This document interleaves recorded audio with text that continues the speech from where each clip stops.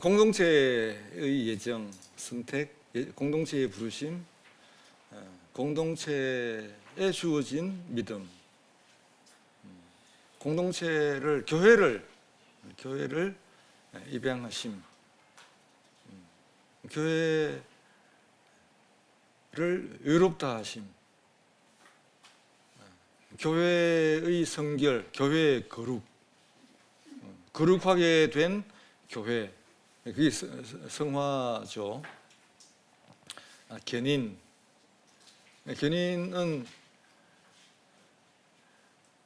그 우마차를 당기는, 사고 났을 때 오는 견인차, 그런 견인이 아니고 견고하게 참는다, 그런 뜻입니다. 한자가 구들견 참을인.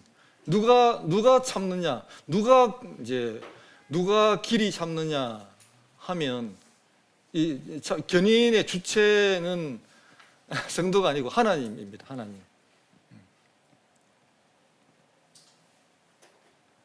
perseverance가 이제 영역으로 이제 견인인데, 하나님이 교회를 끝끝내 이끌어 가심, 이게 견인입니다. 영화, glorification이죠. 이런 개념들은 조직신학에서 흔히 다루는, 또는 교회에서 강의가 있을 때에도 다루는 제목들이죠. 이런 것들도 모두 개인적인 사건이 아니라 공동체적인 사건으로 우선 생각할 필요가 있습니다. 이런 사건들이, 그러니까 예정이나 선택이나 부르심이나 이런 것들이 개인에게는 해당 사항 없음, 그렇게 말씀드리는 것이 아니고, 우선 공동체적인 사건이라는 것을 먼저 좀 강하게 납득하실 필요가 있다고 제가 말씀드리는 겁니다. 이를테면 이런 겁니다. 하나님은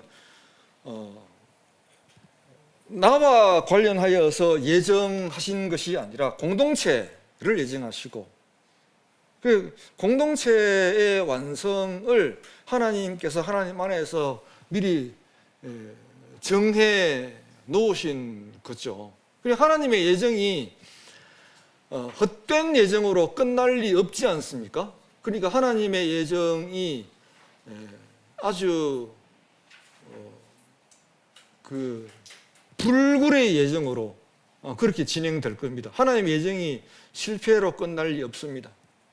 그런데 그 예정이라는 것이 나의 구원을, 내가 하나님의 백성이 될 것을 예정하셨나? 그런 종류의 예정은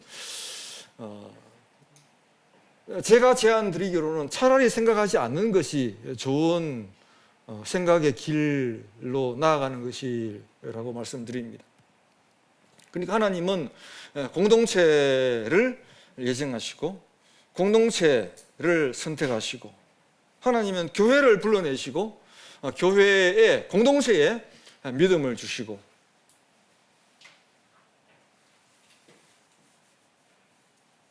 그리고 교회를 아들 삼으시고, 그리고 교회를 입양하시는 거죠. 교회를 사랑하시고, 나를 사랑하지 않는다는 뜻이 아니고 교회를 먼저 사랑하시고, 내가 그 교회의 일원이라면, 그 교회의 성도라면 그렇게 돼야 되죠. 교회 바깥에서는 좀 가톨릭적인 표현입니다만은, 교회 바깥에는 구원이 없다는 것이 신학적으로 진리입니다. 공동체 바깥에는 구원이 없는 거죠.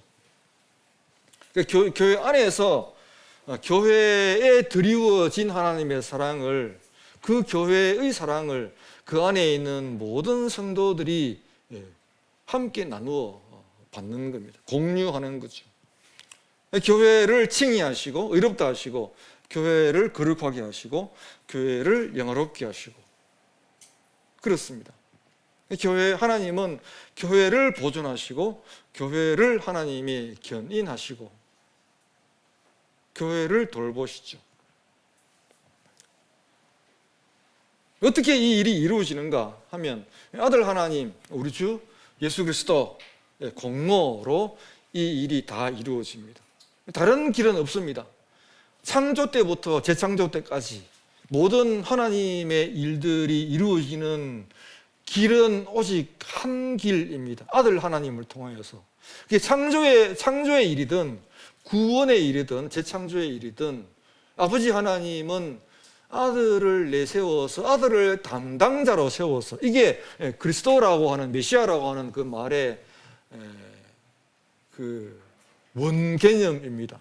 보조 개념은 기름 부음 받음, 기름을 부었다, 이런 게 이제 보조 개념, 문자적인 뜻, 보조 개념인데, 원개념은 그 일을 맡음, 담당함, 담당자가 됨, 담당자가 그리스도의 원개념입니다. 아들 하나님, 예수 그리스도의 공로로 이 일이 다 이루어집니다. 창조도, 구원도, 재창조도, 교회를 부름도. 그러니까 우리 주 예수 그리스도 덕택에 교회는 하나님을 믿고 하나님을 사랑할 수 있게 되었죠. 왜냐하면 예수님께서 온전히 하나님을 믿는 믿음을 소유하셨기 때문입니다. 하나님을 사랑하고 이웃을 사랑하라, 이게 율법의 대강령. 그러니까 율법을 뭉칠 수 있다면, 똘똘똘 뭉쳐서 압축시킬 수 있다면, 그렇게 된다면, 그게 가능하다면 그 결과물로 툭 튀어나온 게 뭐냐? 사랑입니다. 사랑. 율법을 한마디로 하면 하나님 사랑하고 이웃을 사랑해라, 이게 율법이거든요. 그 사랑을 누가 이루나? 그러니까 죽기까지 순종하는 이 일, 사랑하라고 하는 그 말씀, 율법의 요청, 그걸 누가 이루는가 하면 구약에서는 제물이 이룹니다. 아무도 그 율법의 요청에 응답할 수 없습니다. 누가 응답하는가? 하나님께서 그 길을 주시죠. 그 길을. 백성이 올바로 응답하지 못함에도 불구하고 백성이 온전히 올바르게 율법의 요청에 사랑해라고 하는 그 율법의 요청에 응답할 수 있는 길을 하나님께서 주시죠. 그게 제사입니다. 그 제사에서 응답하는 누군가가 있는데, 죄 없는 희생물입니다. 죄 없는 희생물이 마땅히 그 율법에 응답해야 할 백성들의 그 흠결을 대신 담당하죠.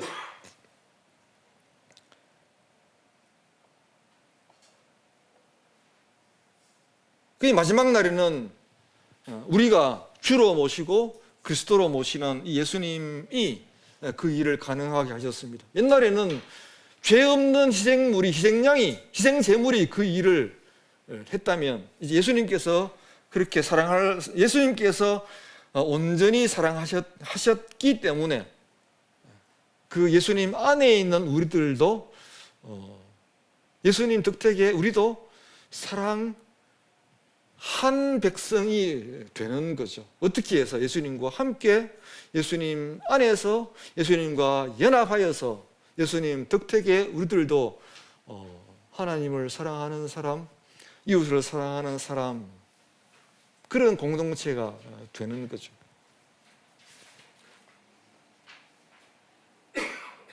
이 종말에, 이 마지막 날에 하나님은 말씀으로 오신 아들을 통해서 새 창조하시고 새 피조물을 일으키셨습니다. 교회는 의롭고 이미 어렵습니다. 교회는 이미 어렵습니다. 교회는 거룩하고 교회는 이미 영화롭습니다. 앞으로 거룩하게 될 것이 아니고 이미 거룩합니다. 그래서 앞으로 칭의를 받을 것이 아니고 이미 의롭습니다. 앞으로 성화될 것이 아니고 이미 의롭습니다. 바울 사도께서 편지를 쓸 때마다 수시로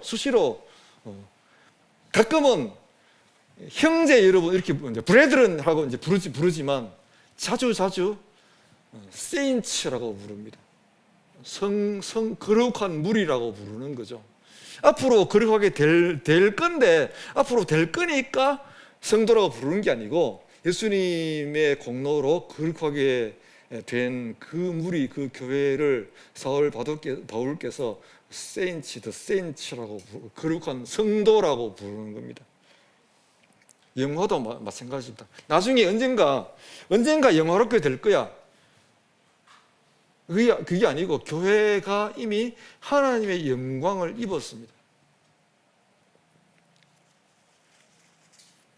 그러니까 칭의나 성화나 영화나 이런 것들은 좀 옛날에는 지금은 조직신학계에도 그렇게 말하지 않는데 좀 옛날에는 이게 순서 구원의 서정이라고 해서 순서를 따라서 이루어지는 일이라고 이해를 했습니다. 지금은 그런 정도까지는 아니고 신학에 제가 발전이 있다고 말씀드렸잖아요. 조직신학계에도 발전이 있어서 이게 순차적으로 일어나는 일들이라는 이해에서 조금 어떤 경우에는 좀 많이 잘 벗어나고 있는 중입니다. 그래서 이 칭의나 성화, 영화 같은 것들은 입양도 마찬가지고요. 같은 사건, 같은 교회의 출생 사건, 같은 그 구속 사건, 이 같은 재창조 사건을 다른 말로 표현하는 겁니다. 다른 측면으로 표현하는 거죠. 같은 사물을 두고서 다른 스탠드 포인트에서 보니까 뷰 포인트가 다른 거죠. 그와 같습니다. 다른 스탠드 포인트에서 볼 때 그 뷰 포인트에서 나타나는 그 말들이 다르기 때문에 이게 다른 사건이라고 말하지는 않는 거죠.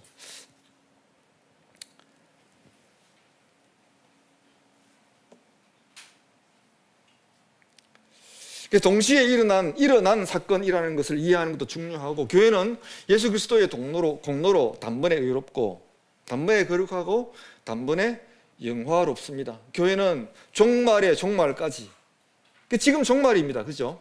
종말에 대한 정의를 여러모로 할 수 있는데, 종말이 언제냐? 시간적으로 보면 타임라인을 우리가 염두에 둘 수 있지만, 성경에 나오는 일들을 이해할 때는 타임라인, 시간이 아니고 사건을 이해하는 것이 중요하다고 제가 말씀을 드렸잖아요. 그러니까 종말이 뭐냐 하면, 아주 근본적으로 말씀드리면, 종말은 하나님이 출현하시면 그게 종말입니다. 하나님이 출현하시면. 심판의 때가 언제지? 하나님이 출현하시면 그 자리가 심판의 종말의 자리입니다. 이 마지막 때에 하나님의 출현을 맡은 분이 누구시냐? 예수님을 보면 아버지를 보았다고 하신 그 말씀에서 우리가 알 수 있는 것처럼 예수님이 하나님의 현현을 다 맡았습니다. 예수님을 빼고 아버지 하나님을 볼 거야. 이것들은 세상 철학에서 신학을 논의하는 논의고, 성경에서는 그렇지 않습니다. 성경에서는 아들을 통하여서만 아버지를 봅니다. 그러니까 아들 하나님이 하나님과 관련된 모든 것들을 바깥으로 다 담당한 분입니다. 그게 창조든 구원이든.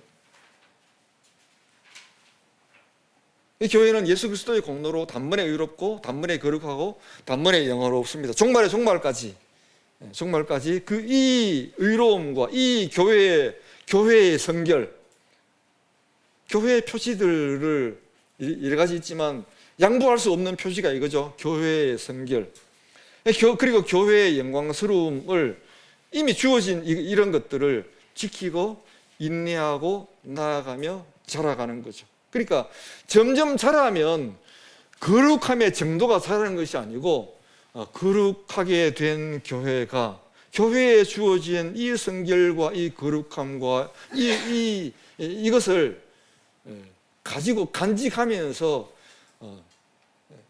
거룩하게 된 교회가 자라가는 겁니다. 개인이 아니라 교회가 그런데, 그리고 점점 거룩해져가는 성화가 아니고, 성화라고 하니까 이 말의 어감에서도 벌써 좀 우리 말의 어감이 그런데, 점점 거룩해질 것 같은 그런 느낌이 들지만 그렇지 않고요. 성화된 교회가 주 안에서 자랍니다. 성경을 믿는 자들은 이미 성도라고 부르지요. 앞으로 어떤 시점이 되면 예수님 다시 오시면 그때서야 교회가 거룩하게 되는 것인가? 그렇지 않습니다. 지금 거룩한 물이라고 부르는 거죠. 개인은 문제 어떻게 되는가? 교회 안에 있는 성도 각 개인은 교회에 주어진 모든 아름다운 것들을 어떻게 이어받는가? 교회 안에서 이어받습니다. 그리고 교회와 함께 공유하죠. 예수님은 교회의 입구에 서서 누군가를 부르십니다. 예수님은 교회의 친히 교회의 문이 되셔서 부르십니다. 누군가를. 그래 문 바깥에 있는 사람 누군가를 부르시죠. 예수님은 교회의 문입니다. 예수님을 통하지 않고는 교회에 못 들어옵니다. 하나님의 거룩한 무리에 들어올 길이 없는 거죠. 그 교회 안에 들어와 보니 문만 교회고 안에는 예수가 없는가? 그렇지 않습니다. 교회 안에도 예수가 가득합니다. 좀 다르게 말씀드리면 교회에 들어오는 문도 예수로 이루어져 있고 교회 안도 예수로 구성되어 있습니다. 그러니까 예수님 자체가 하나의 세계입니다. 예수님 자신이 하나님의 나라입니다. 이것을 조직신학에서는 아우토 바실레이아라고 부릅니다. 아우토 바실레이, 예수님 당신이 그 어떤 책에서 아주 좋은 번역을 했던데 몸소 하나님 나라 이렇게 번역했습니다. 몸소 하나님 나라. 아우토 바실리아 그런 뜻입니다. 그러니까 예수님이 하나님 나라를 이루신다는 표현도 가능하고 맞지만 어쩌면 좀 더 강력하고 좀 더 맞는 말은 예수님 자기가 하나님의 나라입니다. 그러니까 예수님이 하나님 나라이니까 그 하나님 나라에 들어올 수 있는 길이 예수님 외에 다른 길은 없는 거죠. 들어와 보니까 그 안에도 예수님입니다. 들어올 때도 예수님을 말미암아 예수님을 통하여 예수님을 통하여서 예수님 덕택의 공로로 그 나라로 들어오고 들어와서 사는 것도 온통 예수님 덕택으로 예수님 공로로 예수님과 함께 살아가는 것이 교회 안이죠. 지금 말씀드리는 교회는 우리 로컬 처치를 배제하진 않지만 로컬 처치를 염두에 두고 말씀드리는 건 아니고 카톨릭 처치, 보편 교회, 유니버설 처치, 우주적인 교회를 말씀드리는 겁니다.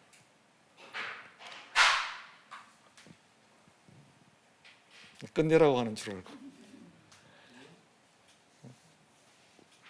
예수님은 문이면서 집이신 거죠. 예수님은 입구이면서 그 나라이신 거죠. 들어올 때도 덕택으로 들어오고 사는 것도 예수 그리스도의 은혜로 삽니다. 개인은 그 안에 들어와서 그 교회 안에 충일한 하나님의 믿음, 하나님의 성실, 하나님의 은혜, 하나님의 이름, 온갖 귀한 것들을 그 안에서 함께 누리며 사는 거죠. 이 탐심이 조금 반영되거나 탐심이 조금 비치거나 탐심이 조금 작동하면 어떻게 생각하기가 쉬운가 하면 하나님께서 내게 교회는 말고 내게 하나님께서 빚도 주시고 은혜도 주시고 복지도 주시고 좋은 것들을 주시고 이렇게 하나님과 직통하는 그 어떤 그런 노선들을 이렇게 떠올리기가 쉬운데 부드럽게 말씀드리면 부드럽게 말씀드릴 길이 없네요. 옳지 않습니다. 옳지 않습니다.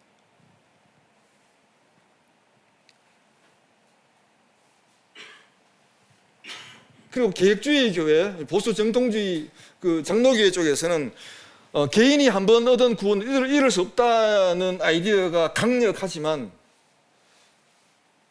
그렇지는 않은 것 같아요. 이 강력한 구원, 견고한 구원, 잃어버릴 수 없는 구원, 이 구원은 어디에 해당하는가? 저는 이렇게 말씀드릴 수 있습니다. 하나님께서 창조하신 그 창조가 헛된 창조로 끝나지 않을 것이 분명한 것처럼 교회에 임한, 교회에 주시는 하나님의 구원, 교회를 창조하심, 교회를 붙드심, 이런 것들이 견고하다. 교회는 하나의 생명체와 같아서 교회에 들어오는 사람도 있고 나가는 사람도 있고, 들어오는 사람도 있고 탈락하는 사람도 있고, 그렇습니다. 네, 하십시오. 네. 예, 청함받은 자는 많은데 택함받은 자는 적다고 했는데, 그때 택함받은 자도 버림받을 수 있습니까? 잘 모르겠습니다. 네. 질문 지금 없으니까 안 하도 겸해서 하나 할게요. 지금 아까 공동체의 예정 선택에서 부르심 구원의 순서를 말씀하셨는데, 여기서 성령의 역할이 상당히 중요하지 않은가 생각하는데, 성령이 끼어들 자리는 어떻게 설명할 수 있을까요? 제가 뒤에 이야기를 했을 것 같기도 하고 아닌 것 같기도 하고, 그런데 앞에 했는지도 모르겠고 강조하지 않아서 지나갔을 수도 있는데, 그 삼위일체 하나님을 이해하는 그 여러 가지 노력이라 할까요? 그런 중에, 그러면 아버지 하나님 하시는 일이 뭐지? 아버지 하나님은 근데 많은 이야기를 할 수 있겠지만, 간단하게 이야기하면 하나님 아버지가 하시는 일은 전체적인 뜻을 세우시고 작정하시고 예정하시고 이런 것이라고 우리가 감히 정리할 수 있을 것 같고, 그럼 아들 하나님의 펑션은 뭐냐? 아들 하나님은 그 일을 실제로 맡아서 담당하는 담당자의 일, 그게 아들 하나님의 펑션이라고 보고, 그러면 성령 하나님은 무엇인가? 아들 하나님께서 오셔서 하는 그 일이 실제로 적용되게 하는 그 일을 맡으신 분이 성령. 그러니까 참 삼위 하나님께서 공동체로 연합하여 계신다. 그 연합하여 계시는데 그것이 실제로 연합하게 하시는 그 작동을 하시는 것을 맡으신 분이 성령이 아니실까라고 이제 정리해 볼 수 있는데, 이런 구원의 서정에서 언급되는 예정이나 작정이나 또 여러 가지 그런 일들 가운데서 성령이 하시는 일이 무엇일까? 예수님께서 피 흘려서 그 일이, 그 구원이 구원되게 하셨을 때에 그 구원을 교회가 실제로 교회의 구원으로 받아들일 수 있도록 하시는 그 일을 실제로 하시는 분이 성령으로 보는 것이 어떨지요, 교수님? 이제 말씀드리고 있는 중이죠. 공동체에 주시는 교회 하나, 예수님께서 교회를 만드시고, 예수님이 만드신 그 교회가 그 현상적으로는 이렇게 유동적인 모습들이 있을 수 있겠지만, 예수님께서 만들어내신 그 교회 자체는 시간이나 상황이나 이런 것들과 관계없이 그 교회는 마지막 날까지 끝까지 견뎌나갈 겁니다. 왜냐하면 이 일이 예수님의 일이기 때문입니다. 하나님께서 처음 창조하셨을 때, 하나님이 처음 창조를 하시고 그 아담과 하와가 불순종과 반역으로 리액션 했을 때, 그게 별거 아니었으면 그랬나? 어쩔 수 없지. 그렇게 끝났겠지만 그게 중대한 일이잖아요. 왜냐, 어떤 의미에서 중대한 일이냐 하면, 창조라고 하는 일이 하나님이 하신 일이기 때문에 중대한 일인 거죠. 하나님께서 말씀하셨거나 하나님이 하신 일이거나 이런 일들은 실패로 끝날 수 없습니다. 왜냐하면 하나님이 본질상 중대한 분이기 때문에 그렇습니다. 그러니까 하나님이 하신 일이 실패로 끝날 수 없기 때문에 그 창조가 인간의 반역을 기어이 넘어서 그 창조의 완성으로 달려가야 하나님이 그 일을 기어이 이겨내야 했던 이유가 거기에 있습니다. 여호와의 영광, 하나님의 이름도 거기에 걸려 있고요. 그 이방인들이 이스라엘 향해서 욕을 할 때 주로 쓰는 욕들이 그거죠. 이게 초라한 놈들 이러잖아요. 근데 하나님께서 기어이 이스라엘을, 예수님을 통하여서 참된 이스라엘을 만들어 내버리시거든요. 그러니까 하나님께서 아들 예수를 통하여서 참 이스라엘을 만드셨는데, 이 참 이스라엘인 이 교회가 넘어질 일은 없습니다. 그 교회를 향해서 누군가가 욕을 하든지 교회에 들어왔다가 누군가 나가든지 관계없이 그 교회는 끊임없이 생명력을 유지하면서 마지막 날까지 진행해 나갈 겁니다. 이게 교회의 승리입니다. 계시록에서 자주 나오는 이긴다는 그 이야기가 좀 어떤 대상이 있어서 이기는 것처럼 느껴질 수가 있지만, 아까 사전에 나오는 낱말 의미가 반드시 성경의 낱말 의미가 아니라는 걸 이제 말씀드린 경우에 이 경우도 포함되는데, 성경에 나오는 승리라는 것은 실제로 무엇인가를 이겨내는 것을 배제하지는 않지만, 성경에 나오는 그 이김, 승리의 중대한 의미는 끝까지 인내해서 그 일을 이루어냄, 이게 성경에서 갖고 있는 이긴다는 말의 의미입니다. 성도의 인내, 끝까지 인내함, 이게 성도의 승리입니다. 교회는 그렇지만 교회에 들어온 사람들은 들어올 때는 마음대로 못 들어옵니다. 예수님 통과해야 들어옵니다. 나가는 문은 좀 이상하게 열려 있습니다. 이상하게. 여기 못 살겠다. 너무너무 불편하다. 불순종, 교회의 원리에, 그 사랑의 원리에, 그 예수님의 이름과 함께 살아가는 것에 반역하면, 불순종하면 거기가 나가는 길입니다. 옛 이스라엘이 출애굽했을 때, 출애굽할 때 아브라함의 혈통적인 후손들만 출애굽한 건 아니고 섞여 들어온 무리들도 있죠. 섞여 들어온 무리들이 분란도 많이 일으켰지만 섞여 들어온 무리들도 언약의 공동체 안에 포함되었습니다. 구약에서도 하나님 나라라고 하는 그 공동체, 언약의 공동체, 하나님의 공동체에는 열린 사회, 오픈 소사이어티입니다. 열린 사회입니다. 그리고 그 공동체 전체가 하나님의 크나큰 희생으로, 유월절 어린 양의 희생으로, 유월절 희생의 덕택으로 출애굽했지만 광야를 지나면서 반역하고 죽고 떨어져 나가죠.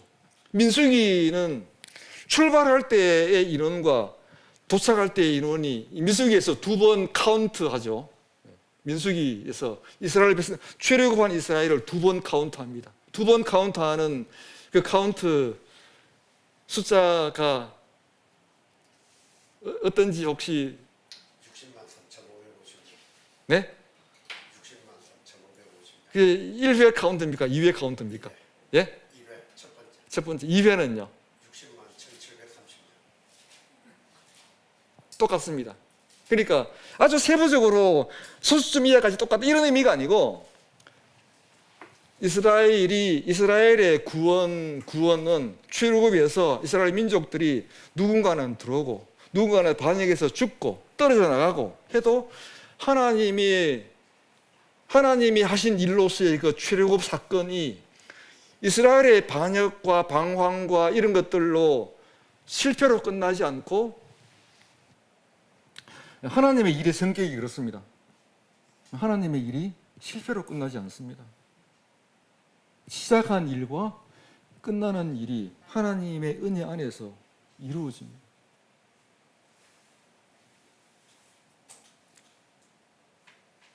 가나안 땅에 들어갔어도 이스라엘은 여전히 오픈 소사이어티입니다. 어떤 사람들은 미리 들어와 그 가나안 족속이죠. 가나안 사람들 중에 미리 낌새를 눈치채고 항복합니다. 이방 사람들이지만 언약의 공동체 안에 포함됩니다. 물제기를 지고 나무를 하면서도 그 사람들이 하나님의 공동체를 사모하는 거죠. 그러면 하나님 나라의 그 공동체는, 이스라엘 공동체는 열려 있습니다. 거기에 포함됩니다. 교회도 마찬가지입니다. 큰 덩어리로서 하나님께서 예수님의 허리에서 피 흘려 교회를 낳으시지만 그 생겨난 교회는 질곡을 거치면서 시간을 통과하면서 어떤 사람들은 들어오고 어떤 사람은 들어왔다가 욕하면서 나가고 그렇습니다. 그렇지만 교회는 견고한 생명성을 가지고서 걸어갑니다. 이게 지금 교회가 처해 있는 스탠드 포인트입니다. 그걸 히브리서에서 아직 길이 남았다, 아직 갈 길이 남았다 이렇게 표현합니다. 옛날 구약 사람들도 가나안까지 갈 길이 남았던 것처럼 오늘날 우리 이 신약의 교회도 갈 길이 남았어. 이게 히브리서에서 말하는 주된 말 중에 하나이죠. 조금 이야기가 센 것 같은데, 결정론적인 개인 구원론, 결정론적인 기계적인 개인 구원론은 넌센스라고 말해야 할 것 같습니다.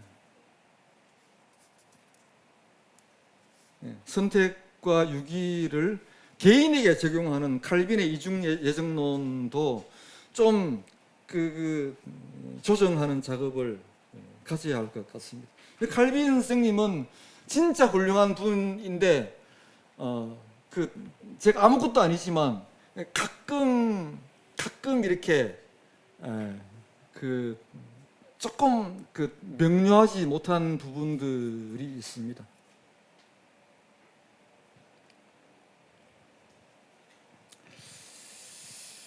좀 이제 또 다른 이야기입니다. 천국을 맛보았다고 할지라도 천국에서 계속 살아가는 것은 같은 이야기네요. 다분히 다른 문제죠. 천국에서 살아가는 것은 인간에게 본성적으로 불편합니다. 올라가고 누르고 커지기를 원하는 우리들, 세상의 본성, 그런 세상에서 천국 시민으로 살아가는 것, 그러니까 내려가는 삶 또는 섬기는 삶, 이런 삶들은 정신 나간 삶이죠. 견디기 어려운 삶입니다. 힘들어 벌어서 선교사 후원을 왜 하죠? 이게 정신 나간 일 아닙니까? 힘들게 벌어서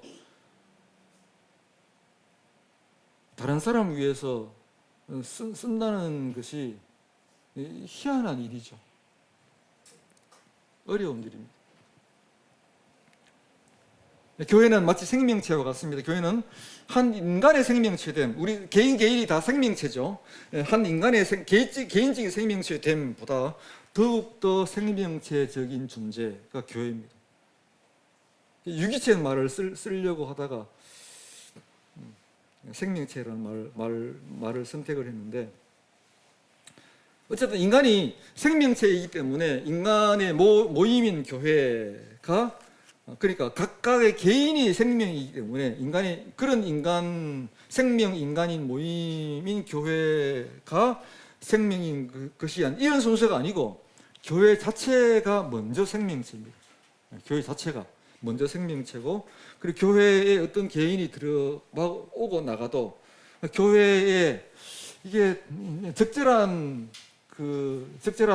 말 사용일지는 모르겠는데 이게 교회의 대사인 것 같습니다. 교회는 생명체로서 끊임없이, 어쩌면 이 불순종하는 사도 바울께서도 그런 사람 쫓아내라, 교회에서 쫓아내라 이렇게 했잖아요. 그게 원래 믿음이 없었던 사람인데 교회에 들어왔다가 나쁜 일을 하니까 사도 바울께서 쫓아내라 했다고 보는 것이 올바른 성경이라고 보는 것보다는 교회 여러 부분들을 사모하게 되고 흠모하게 되고 그래서 좋은 뜻으로 교회의 복음의 본질적인 뜻들을 맛보고 그렇게 들어와서 일정 부분 함께 참여했다가 이게 그 안에서 본성이 튀어나오는 과정 중에서 나쁜 방향으로 발견되었을 때 사도 바울께서 쫓아내라고 하시는 거죠. 이런 대사들, 이런 것들이 교회가 갖고 있는 생명체로서의 대사작용인 것 같다. 그런 생각도 할 수 있을 것 같습니다. 잠깐 질문이 하나 있습니다. 네. 네. 아까 앞에서 두 분이 질문한 거랑 다 비슷한데 지금 조금 전에 이제 쫓아내라고 하는 그 대상이 이게 말을 정확하게 이렇게 표현하기가 쉽지가 않아서 지금 아까 여기 적어놓은 것이 개인이 한번 얻은 구원을 잃을 수 없다는 아이디어 넌센스다 이렇게 말씀하신 문장에서 여기서 말하는 개인이 네. 가나안 땅에 들어갔을 때 이방인도 그 주님 택한 백성이 되잖아요. 네. 그렇죠. 그다음 이스라엘 백성들이 들어가서 그 드랍되는 사람 있잖아요. 네. 그 드랍되는 사람도 여기에 지금 이 개인이라는 말에 포함이 됩니까? 그렇죠. 개인이죠. 네. 저는 이해할 때는 이 개인은 드랍된 사람 말고 네. 이방인과 이스라엘 백성 중에서 끝까지 구원받는 그 사람이 개인이어야 될 것 같은데 예를 들면 지금 우리가 다니는 비저블 교회에서 거기에 알곡과 가라지가 같이 있잖아요. 네. 근데 문제는 가라지가 떨어져 나가는 거는 지금 표현하는 것처럼 구원을 잃을 수 있다 이런 표현이나 조금 전에 말씀하신 그렇게 나가는 게 괜찮은데 알곡인데 알곡이라고 판단 그렇게 되는 사람이 여기서 떨어져 나갈 수 있다. 이거를 받아들일 수 있겠냐 이 말입니다. 그러니까 제가 공동체에 대한 얘기도 그렇게 선택받은 백성인과 동일하게 그 개인도 동일하게 적용되어야 할 것 같은데 만약에 떨어져 나가는 사람 같으면 처음부터 알곡이 아니었던 거지라고 저는 얘기하고 네, 싶거든요. 그게 개혁주의 그리고 이제 장로교 보수주의 신학계가 갖고 있는 이제 그 구원론입니다. 네. 지금 이거는 조금 심각한 이슈가 될 수도 있는 일이 되잖아요. 장로교에서 보면 심각한 일이죠. 세계 신학계에서 보면 크게 심각한 일은 아닙니다. 근데 그 세계 신학계라는 게 네. 예를 들어서 지금 포스트 모더니즘 시대에 우리가 합리성 여러 가지 그런 속에 있는 그것이 과연 숫자가 많다고 우리가 그게 주류라고 해서 그게 또 100% 맞을지 그것도 알 수 없는 일이잖아요. 그렇죠. 그거 알 수 없죠. 근데 그런 알 수 없는 것을 이렇게 그렇게 확연하게 주장하는 데 대한 그 부담이 있지 않습니까? 그러니까 그런 부분들을 강력하게 제시하려면 그러니까 이제 이런 말을 이제 이런 종류의 말을 듣는 것이 좀 강하게 다가오잖아요. 그러면 이제 이런 말을 하는 것과 마찬가지가 됩니다. 우리는 이렇게 그러니까 이런 참된 진리와 진리의 방향성을 갖고 있지만 남미를 비롯한 그런 교회 오순절 교회는 희미한 진리, 기독교가 아닐 것 같은 교회의 모습이라고 말해야 됩니다. 감리교의 교리는 비기독교적인 교리입니까? 침례교의 교리는 기독교가 아니고 아니면 여기가 진리의 이렇게 중심 동심을 해서 가장 가까운 핵심인데 감리교나 침례교나 뭐 이제 오순절이나 뭐 이런 쪽에 조금 이제 멀리 있는 것이라고 우리가 말하는 것과 마찬가지입니다. 하나 아이디어인데 천국을 맛보았다고 할지라도 천국에서 아니다. 개인은 넌센스다 나오는데 요 결론이 나오게 되면 본문 하나 가지고 한번 이야기를 해봤으면 좋겠어요. 어떤 본문을 가지고 이야기를 하는지. 그러니까 우리는 왜 그렇게 오해할 수 있는 본문을 많이 해서 이렇게 장로교 교리를 지켜 나가고 있는 중인데 그 본문을 가지고 한번 이야기해봤으면 좋겠습니다. 일단 성경 전체의 기조 그러니까 이제 전체의 기조가 전체의 기조가 개인적인 이야기를 하는 것이라기보다는 성경 전체의 원리로 조명해 보았을 때 세계 이야기, 공동체 이야기, 교회 이야기로 먼저 보는 것이 타당하다는 결론을 내리는 것이 이제 옳은 것 같고, 다음에 그렇다면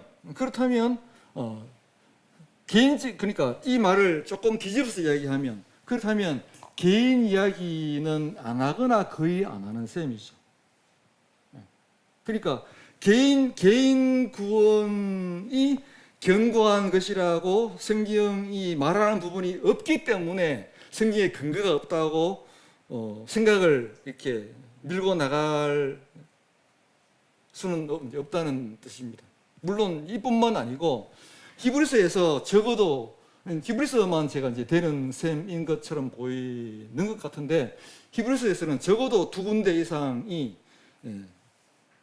믿음을 맛보고 하늘의 좋은 것을 맛보고 교회에 들어왔다가 나가는 사람들에 대해서 언급을 합니다. 하는데 이 이제 장로교 신학계에서는 그런 부분들을 다 원래 안 믿기로 예정되고 선택된 사람들이 결국 그렇게 나타났을 뿐이라고 이제 그 해석하죠. 네, 그런 독법을 갖고 있죠.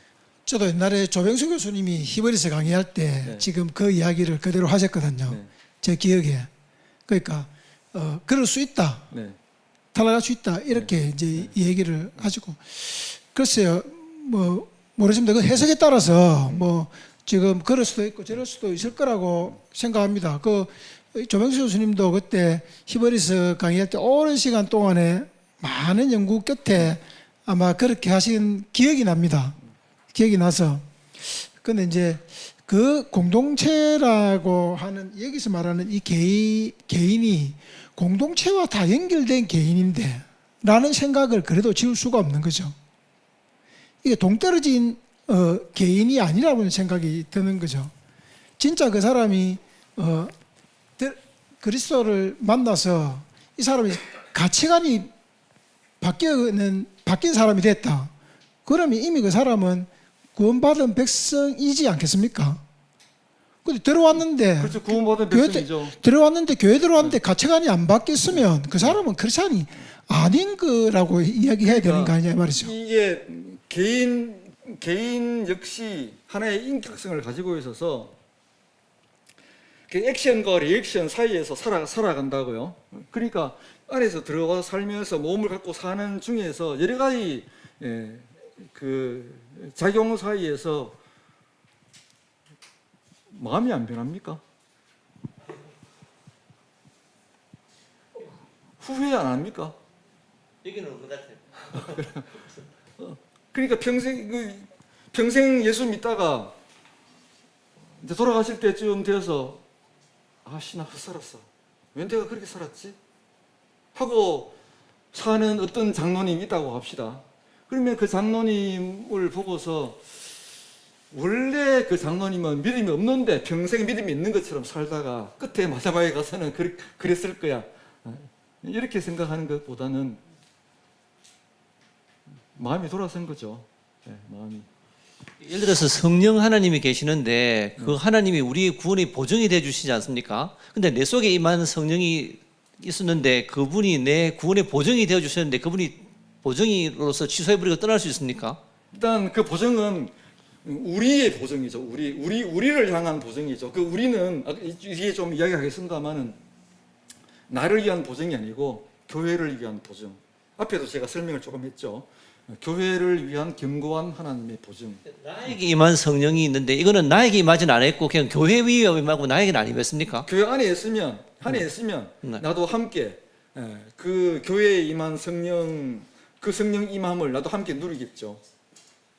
그렇죠. 근데 네. 교회 안에 있으면 그렇게 누리는데 네. 그 개인은 교회 안에 있는 개인인데 라는 생각을 지울 수가 없는 거죠. 교회 안에 있다가도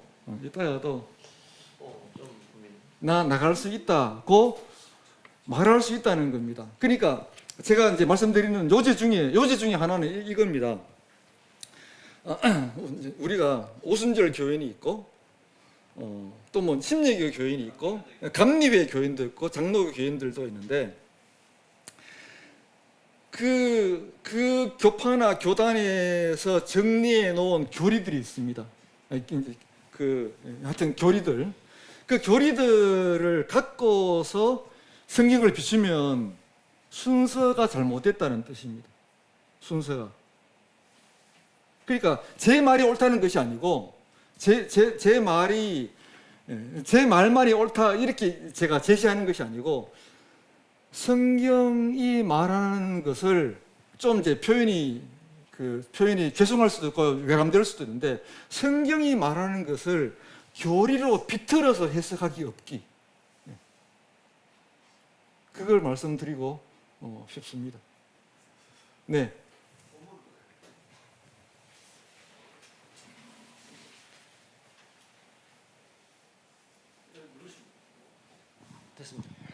저는 오늘 개인적으로 이 강의 참석해서 얻은 유익이 참 많습니다. 끝날 때 말씀하십니까? 아니요, 예전에 그 성경이 그 주변에 있는 그 하무라비 법정 같은 거 다 뺏겼다고 하는 그런 거 배웠을 때 반박도 못하고 되게 답답했었는데 그 교수님들도 그런 주장하는 거를 제가 막 듣고 그런데 아까 그 원장님이 이야기하는 그런 식으로 저도 배워서 깔끔하게 이렇게 정리하고 있었는데 그러니까 이 하나님께서 구원하시기로 한 사람이 뭐 이렇게 되는 거는 참 받아들이기가 좀 어려웠거든요. 그럼 우리가 이제 불안정에 빠지기도 하고 이랬는데 제가 이제 계속 좀 제 개인적으로 궁금했던 게 그 이스라엘 출애굽 공동체가 그렇게 집단으로 그렇게 참 패망하는 이런 어처구니 없는 일, 더구나 솔로몬 같이 정말 좋은 출발을 했다가 허망한 끝을 사울 같은 사람, 사울 왕도 얼마나 좋은 출발을 했어요. 근데 그렇게 되는 이런 경우에 이 사람들이 믿음의 출발이 제대로 안 됐는 사람이라 이렇게 보기는 출애굽 공동체도 그렇고 너무 제가 좀 따라가기 어려웠던 부분이에요. 그런데 아까 같은 그런 이제 칼빈 이 신학이 너무 꽉 이렇게 이제 저한테 내재되어 있었기 때문에 내 개인의 구원이 흔들릴 수 있다 하는 어떤 그런 거를 또 받아들이기가 너무 혼란스럽고 그러면서도 바울이 두렵고 떨림으로 너희 구원을 이루라고 하는 그런 부분의 맥락은 보면 원래 출발도 안 했는 엉터리에게 그런 말을 할 필요가 없는 것 같다는 생각이 좀 강하게 들기도 했거든요. 그러니까 지금 전체적인 맥락을 볼 때 만약 내가 지금 현재는 이렇게 좋고 이렇게 참 천국의 삶을 누리지만 나도 늘 이 위험이 있다. 끝까지 견인해서 이렇게 잘 가야 된다는 그것이 사실 우리 신앙이 건전한 것 같아요. 그런데 자칫 보장됐다. 한 번 구원은 영원한 구원이다 하는 것이 굉장히 또 우리를 위험에 빠뜨릴 수 있는 무서운 도구마가 될 수도 있다는 생각을 해봤을 때 오늘 목사님의 어떤 그 지적, 그래서 그 개인보다도 공동체로 해석하는 그 아이디어는 저한테는 굉장한 통찰력으로 와닿았습니다. 개인이 없는 공동체가 있습니까? 근데 저는 생각해요. 두렵고 떨리는 마음을 우리가 참 그리스도인은 두렵고 떨리는 마음을 안 가지고 내 구원받았으니까 내 앞으로 마음대로 살겠다고 생각하지 않을 것 같습니다. 진짜 구원을 받은 사람은 두렵고 떨리는 마음을 가질 것 같거든요. 다만 이제 지금 우리 강사분께서 이제 말씀하시는 그 부분에 대한 거는 뭐 저도 그런 뭐 우리가 살면서 진짜 이 신앙 고백이 정말 바른 참 신앙 고백인데 그게 나중에 정말 바뀌는 그런 경우가 있는지 없는지를 잘 모르겠습니다. 근데 이게 이제 지금 말씀하신 것처럼 뭐 우리가 그런 교리나 이런 것들에 대한 거를 배제하고 그럼 성경을 100% 읽을 수 있느냐? 그럴 수는 없다고 생각하지만 그렇지만 이제 어느 정도까지 지금 말씀하시는 거에 대한 오랜 세월 동안에 이런 고민을 많이 하고 계시는 것도 저도 옆에서 많이 지켜봤기 때문에 아마 제가 나중에 유튜브 제작할 때 이거를 편집 안 하고 나중에 오픈해서 사람들한테 한번 생각할 수 있는 시간을 가지도록 할지 한번 우리 고민을 해봤으면 좋겠습니다. 예, 열린 생명 아카데미 아닙니까? 예, 그 열린 저도 생명 말씀해 주십시오. 예. 저 개인적으로는 저도 좀 전에 강의할 때도 몇 개 있는데 저는 사실 이제 개인적인 구원의 확신을 가지고 많이 가르쳐 왔죠. 어느 순간 이제 그 전하님 얘기에 저는 참 이 말에 참 공감을 해요. 개인의 구원성을 너무 강조하는 게 아니고 공동체성의 어떤 구원을 말하는 거라는 것에서 저는 심정적으로 굉장히 동의합니다. 누가 뭐래도 저는 제 개인의 구원에 대해서 의심하고 몰라서 불안해하고 막 한 게 아니고 예수님께서 기도, 진료, 생명이기 때문에 구원의 길이 있다는 걸 알아요. 그러나 내 믿음이 그에 합당한 열매를 맺고 있는가 하는 것에 대한 두렵고 떨림, 그리고 하나님은 나를 어떻게 보실까 하는 데 대한 것. 마가복음 1장에서 하나님의 나라 가까이 왔으니 회개하고 복음을 믿으라 라고 할 때 하나님의 나라의 선포, 하나님의 들어오는 자가 이제 아까 말한 인비지블 자체란 말입니다.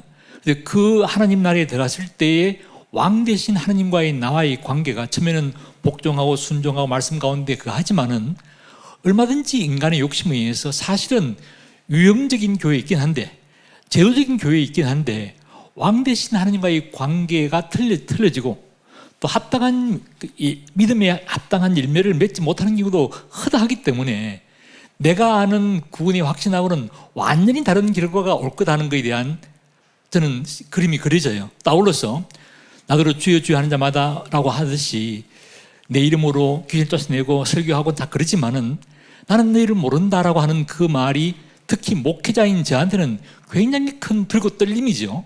왜냐하니까 이제 주님을 위해 산다라고 말하지만은 그 왕이 받아야 할 영광을 내가 취하는 경우, 또 내가 이렇게 다른 사람보다는 더 낫게 주님을 섬겼다라는 교만, 이런 것들은 하나님 나라의 원칙과 어긋나기 때문에 거기에 회개하고 돌이키지 않으면은 구원이 저는 정말로 위험하다라는 게 칼빈 교리로서 평생 살아왔지만은 말씀하신 대로 저도 칼빈 교리가 완벽하지 않다고 생각하고 누구보다도 성경을 신학적으로 잘 표현한 분이면 분명한 일이지만은 완벽지 않고 우리가 그걸 초월해가지고 개인적으로 성경을 볼 수 있는 좀 통찰력이 있어야 된다 생각하고 저는 이 강의, 이 말씀에 누가 뭐래도 동의해요.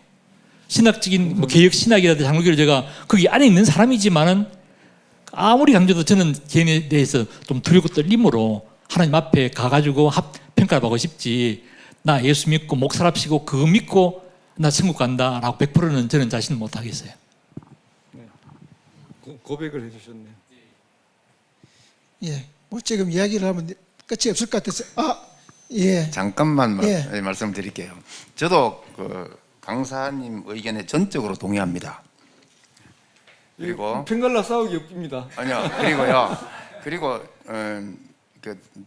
덧붙일 것은 이 문제는요, 쟁점이 성립이 되는 주제가 아닙니다. 어떤 쟁점을 놓고 2분의 1이 크냐 2분의 A가 크냐 지금 이걸 하고 싸우고 있어요. 싸울 일이 아니에요. 그거는 대상을 잘못 생각하고 있는, 거기서 벗어나야 돼요. 오늘 강의 주제 자체가 성경을 꼼꼼하게 읽고 말씀에 순종하는 자세로 하자는 것인데, 교리의 가르침에 강력하게 억압돼 있어 가지고 성경을 가지고 누가 아무리 설득을 해도 안 되는 사람은 안 됩니다. 예, 그리고 저도 굉장히 젊을 때 20대부터 구원의 문제 가지고 했고, 아실 분 아시겠지만 저희 외숙이 윤종하고요, 이모부가 최낙재예요. 김홍전 박사님 제자, 합신 창설 멤버죠. 종신에서 나와가지고 그 두 분이 굉장히 서로 얼굴도 안 보면서 갈등을 할 만큼 평생을 지내는 걸 보면서 이 주제 가지고 제가 배우면서 컸습니다.